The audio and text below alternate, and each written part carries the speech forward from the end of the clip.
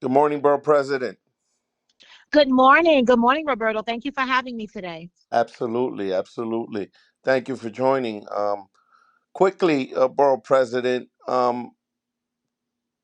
give me your three proudest accomplishments thus far as Borough President. What are the things? What are the three things you're most proud of? I know that you've accomplished a whole lot in the time you've been in office, but I want to just go through a top three.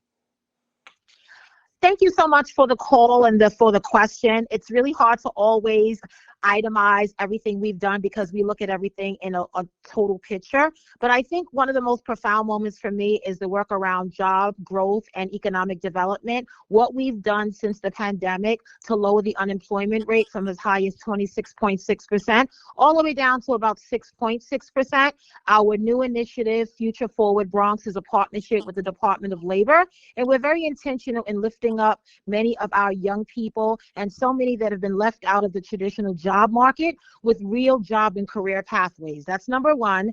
Number two, I think I'm very proud of the work that we're doing in affordable housing and pathways to home ownership. I believe in community land trust and people powered development where people are able to take ownership of their apartments. It's a really big deal for me when you talk about pathways to the middle class. And there's nothing greater that we could ever invest in than real affordable housing that allows families to live in affordable, decent, quality, safe, and permanent housing. And I think the third thing I'm very proud of is our work on maternal health because it's deeply personal to me as a woman and a woman of color, recognizing that Black and Latino women are 9.2 times more likely to die due to pregnancy-related complications. It's so inconsistent with the work that has been done. We have to focus on investing in birth workers, doulas, and midwives, and patient-centered care, really attending to the unique needs of so many of our African American and Latino women.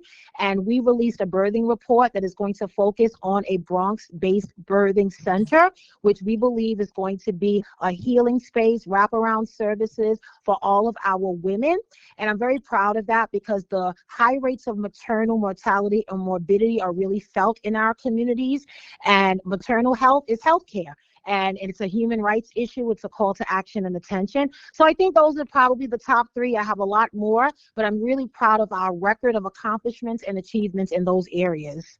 Borough President, talk a little bit about the Kingsbridge Armory, the project that has been now talked about for many years. Mark Messier at one point was involved.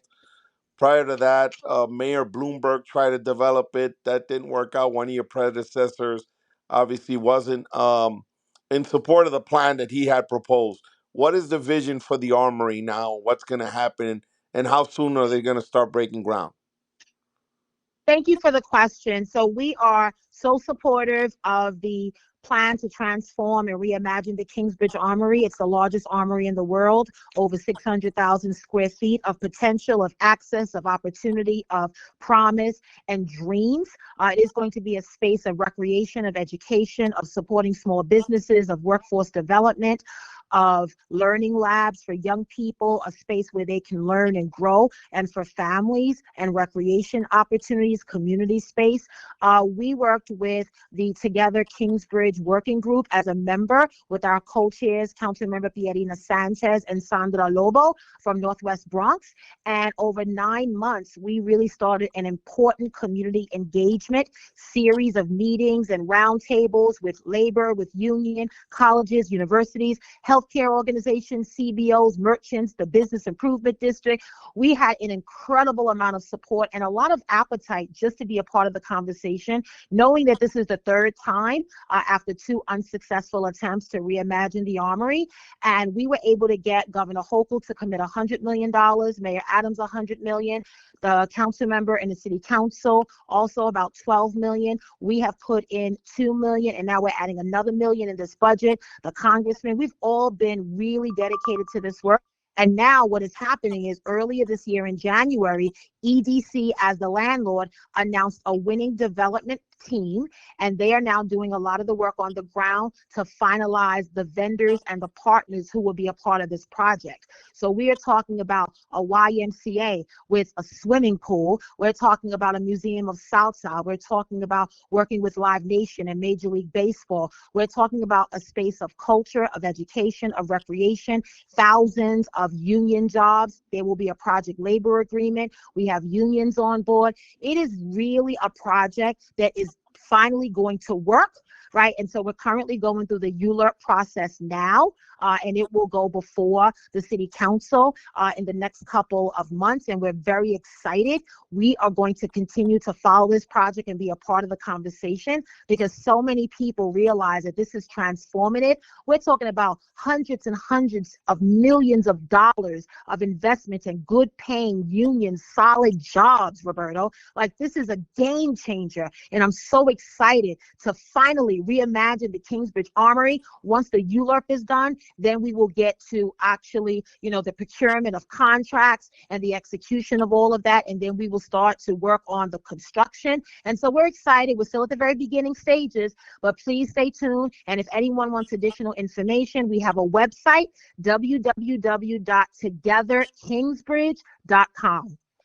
Borough President, you have an opponent now challenging you for the borough presidency, Council Member Rafael Salamanca. And for the sake of equal time, I want to afford you the opportunity to sort of um, um, offer a rebuttal and sort of debunk myths or things he said, whether true or real or imagined, things he said to me in our interview related to one personnel in your office. Give us again. This is your opportunity to say that what it is and what it isn't. He alluded to people leaving, et cetera, et cetera. So again, in all fairness, I want to offer you the opportunity to tell us what is and what isn't. Absolutely. So I heard a little bit of it, and I heard that, there were comments made about my office being dysfunctional and lots of different things that are happening. And let me just say that we are not only stable, but my office is absolutely serving the residents of our borough every single day. I have dedicated, long-time public servants that have 10 years, 20 years, 30 years in this office, spanning over multiple borough presidents, and they are hard at work to represent our constituents and to give them the services they deserve. With the departure recently of our Deputy Borough President, Janet Peguero, who is a friend, the first Latina, the first Dominicana to serve, one of the things that was certainly understandable from my perspective as her partner is that my Deputy Borough President became a mom for the first time. Her and her husband wanted to start a family, and she wanted to focus on family. And as parents, we understand that family is first. And so I could not be upset with her making this very emotional, heartfelt decision to leave the office so that she can really devote more time to her daughter, because that's understandable and that's what life is all about. And so I'm heartbroken. I'm going to miss her, but certainly her 3 years of service serving the Bronx has been profound. And I'm so grateful and appreciative that she has been my partner in this work.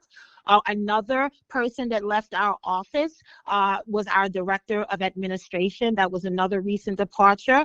And let me acknowledge her for her longtime service. She served in the office of the Borough President for 40 years. 40 years serving in multiple capacities, including BXCDC. So I wouldn't call that chaos, and I wouldn't call it dysfunction. She made a decision to leave the office and start another opportunity in her career. And I had to accept that because I am all about elevating our staff and making sure that if there are new doors of opportunity, you absolutely take those chances and those moments, right? And I celebrate that. So 40 years serving in the office is an incredible accomplishment. And so I would not ever categorize my office as dysfunctional or in chaos. We are absolutely stable, Roberto. We are committed, we are dedicated and driven to serve the Bronx. Borough President, are there issues with the community boards? He alluded to that as well. Yes, I saw that as well. And let me say that starting as borough president 3 years ago, I am proud to say that we've instituted a number of significant reforms to enhance our community boards. And let me say thank you to all of our community board members, almost 600 members we appoint over a 1 and 2 year term. In consultation with members of the city council. We've been very honored to work with our district managers, our board chairs, the staff, the executives, all of our committee chairs, everyone.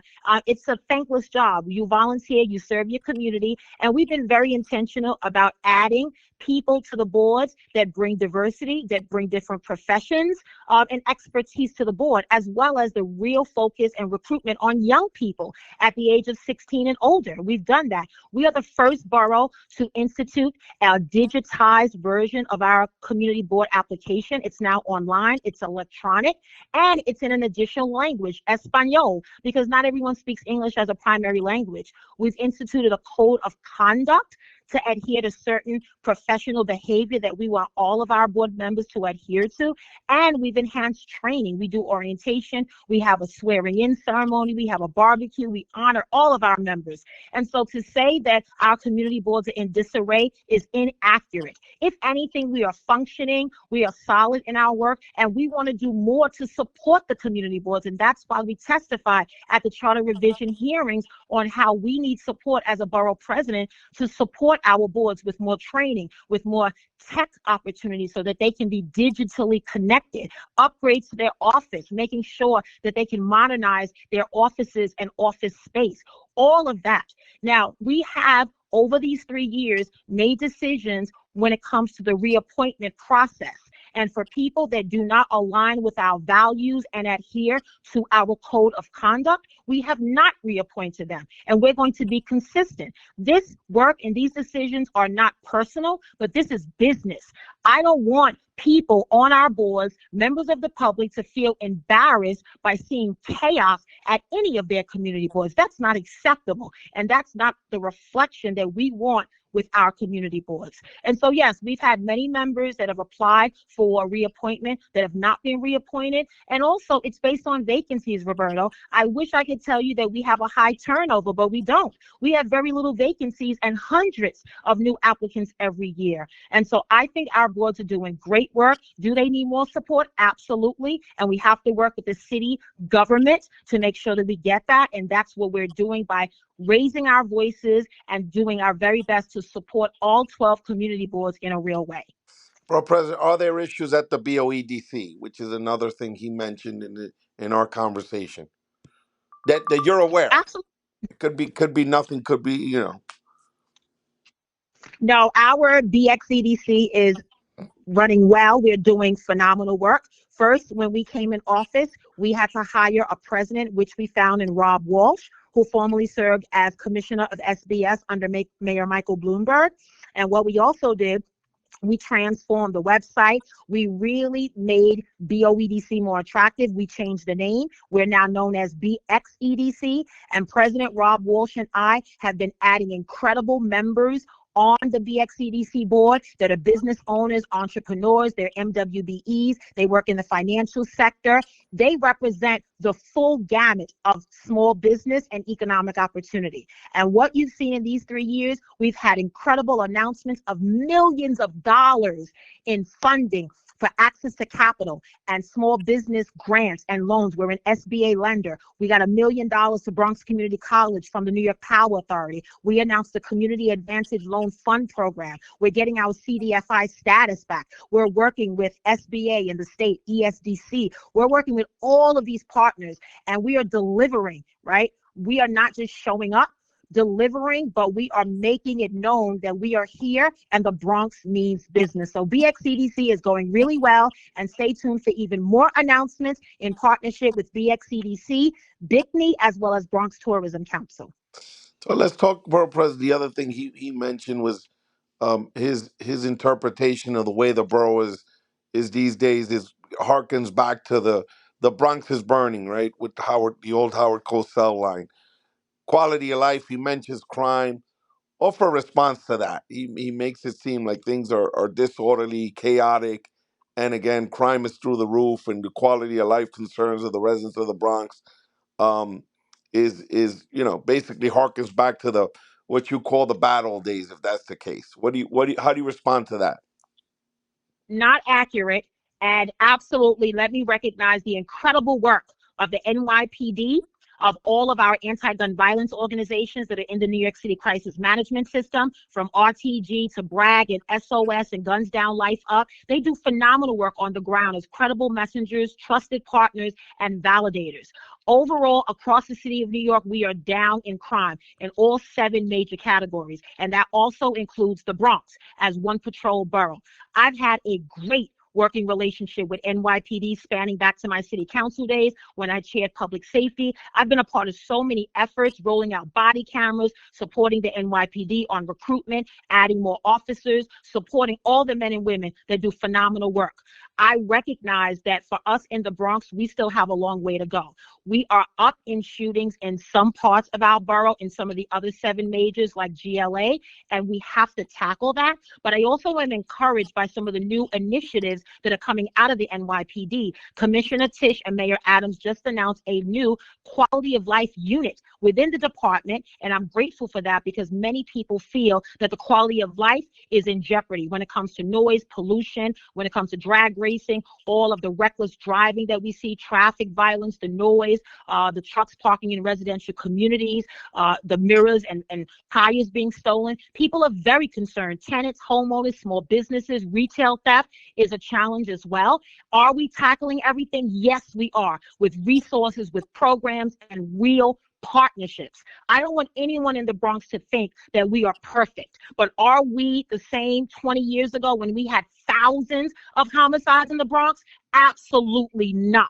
We have ended year after year with less shooting incidents and less homicides. And sometimes it has been saturated in the same neighborhoods. And that's why we have initiatives like Count the Block. That is why we have YCOs and NCOs in community affairs. That's why we have all of the work we're doing with NYPD, with Summer Youth, and so many enrichment programs that we have right now at our disposal that are led by the Police Foundation.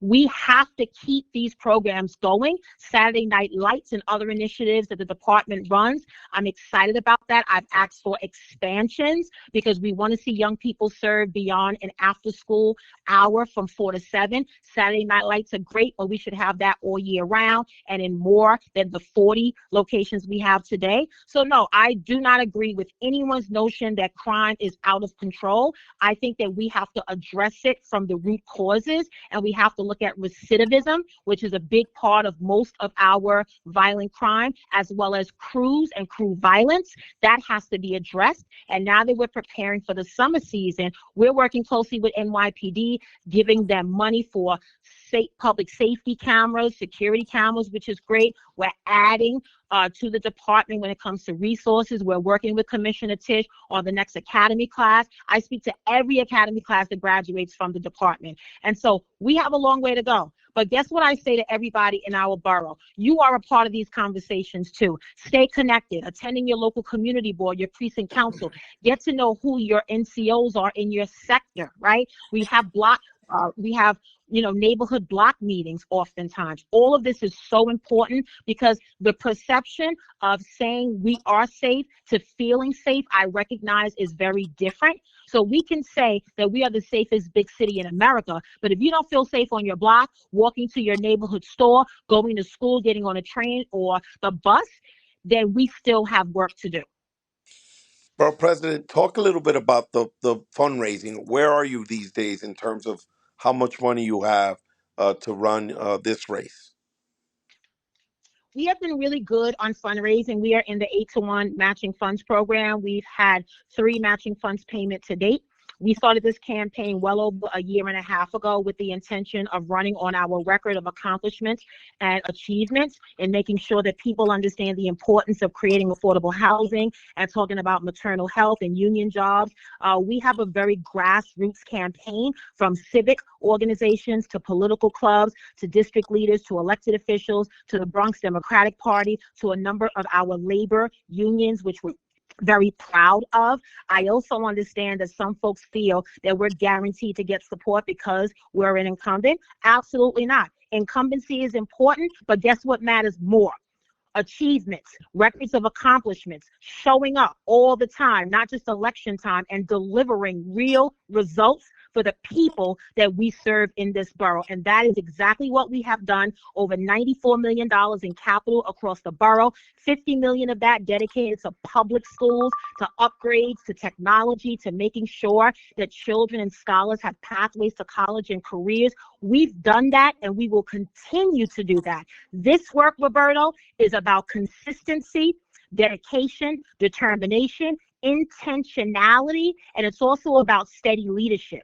We've shown up for 3 years across this borough, neighborhood by neighborhood, and we will continue to show up because the work is not finished. We have more work to do. We have to continue on our blueprint when we talk about securing the Bronx, protecting our future.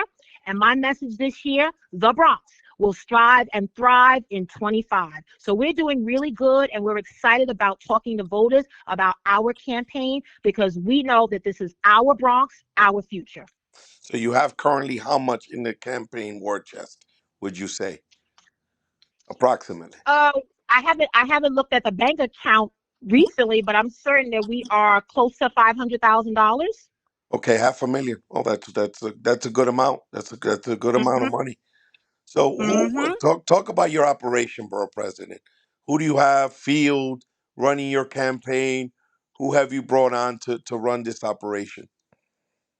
Well, we have an incredible team of dedicated workers, from my comms team to my field team to my general consultant, to the team that's doing my digital, my social media, my emails, my text messages. And we're out there. In addition to running this race for reelection and running on a record of accomplishment, as the borough president today, I have an agenda. I have a blueprint. I did my state of the borough in March of this year, and I talked about maternal health, economic development. I talked about pathways to college and careers and entrepreneurial opportunities and supporting our small businesses and MWBEs.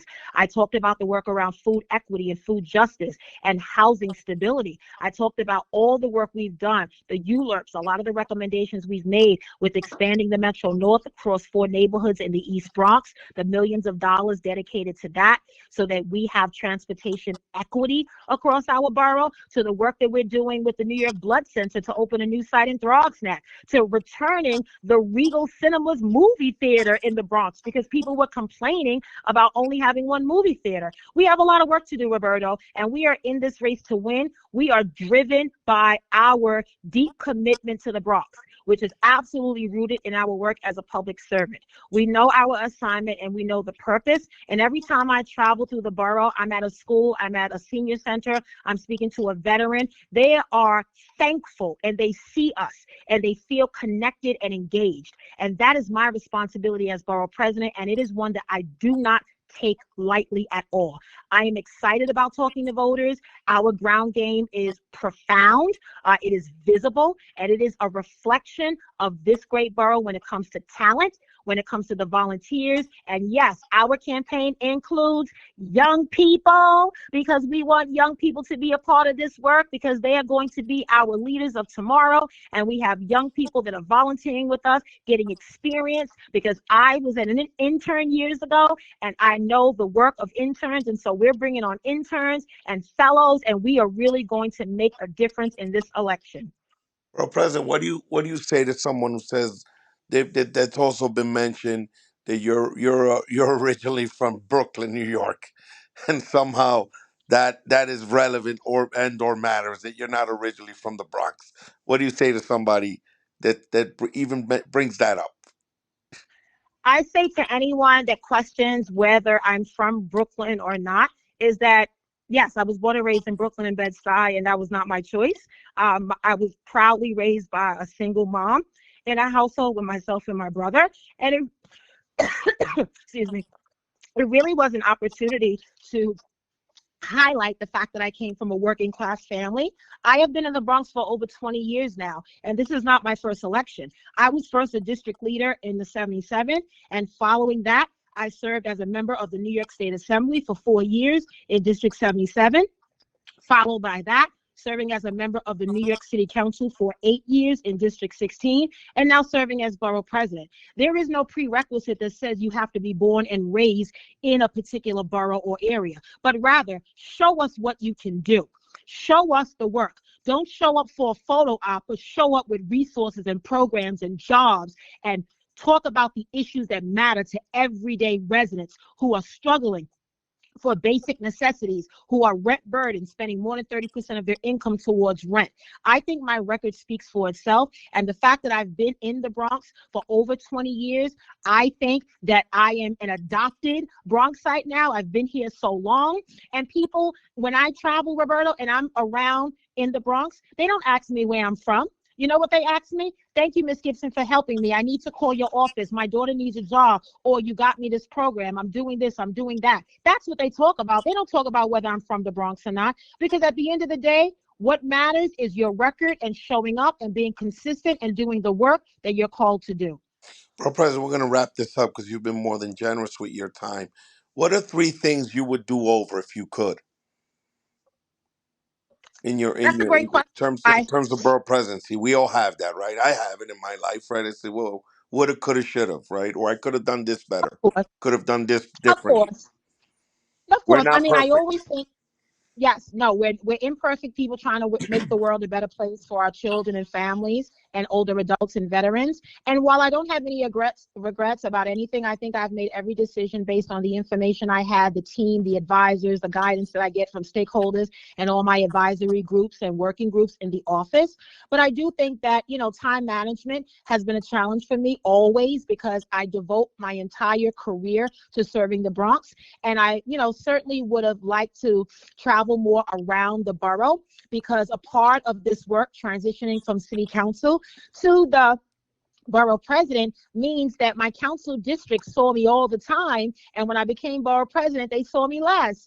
And it was because I am a borough-wide elected official now, and it wasn't anything that I did, with intention or, you know, maliciously, but it was just that I had to learn and about all the issues confronting the borough, and I had to really respond.